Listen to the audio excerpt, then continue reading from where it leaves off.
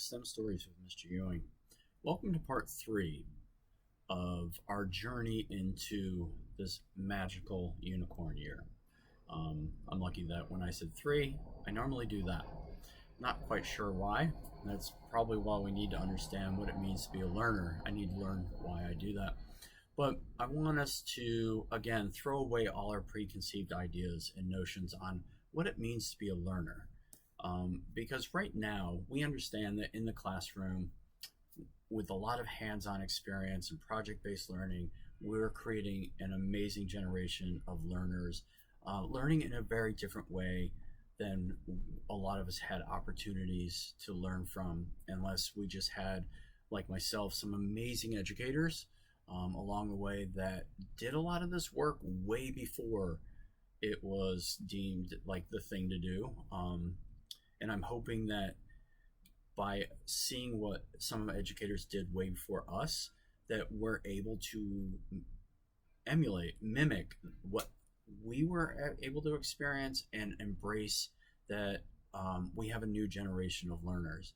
And, you know, we work with our learners in the classroom. We teach them to collaborate. We teach them to communicate and have discourse and team together, and just do all kinds of things that are those soft skills that help develop learners on top of the hard skills that we teach them. So there's those hard skills and soft skills, and if you're not sure what I'm talking about, do a quick search on that. But we know that in the classroom and even in a virtual world that our learners learn together better. They're stronger when they're learning together. But I wanted to put these two pictures side by side. Which group of kids do you think is learning better in a collaborative way? In my preconceived idea, I would pick the picture on top, because to me, they're actually working together. But this generation of learners that we're working with, or actually guiding us, they could all be communicating with each other because this is the way they communicate.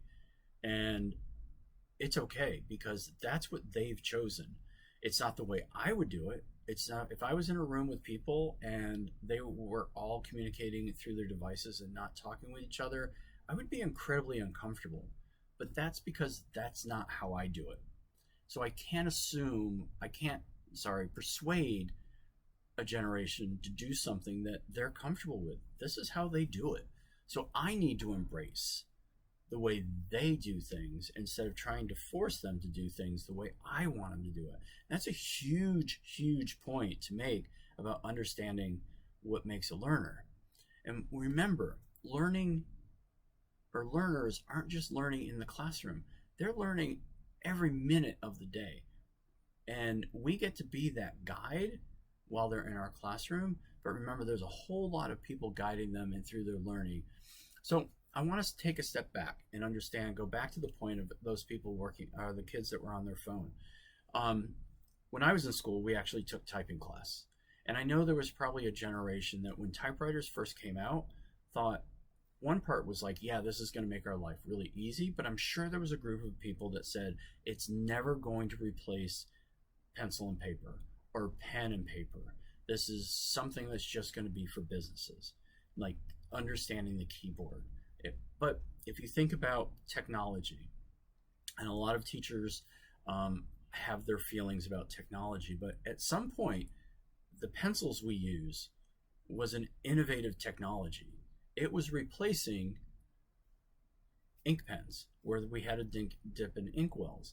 And I'm pretty sure there were people that were against it and said it will never catch on.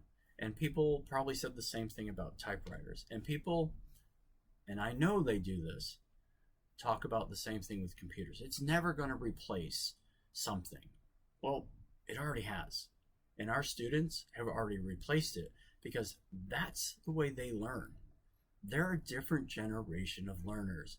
We have to stop thinking of our learners as the way we learned and embrace the way they learn. Here's a fun thing. Have you ever seen a kid, a student, a scholar from this generation sit down in front of an old typewriter? First of all, they don't know what it is. It's sort of like showing them a landline phone. No clue.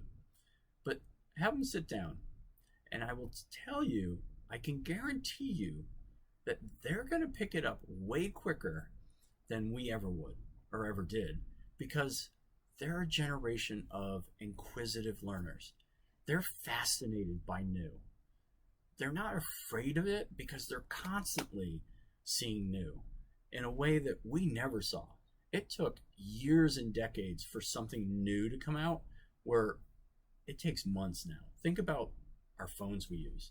How often are new phones coming out with crazy new inventions and apps and features that, this generation, they take it for granted. They're expected. So this generation of learners expects change.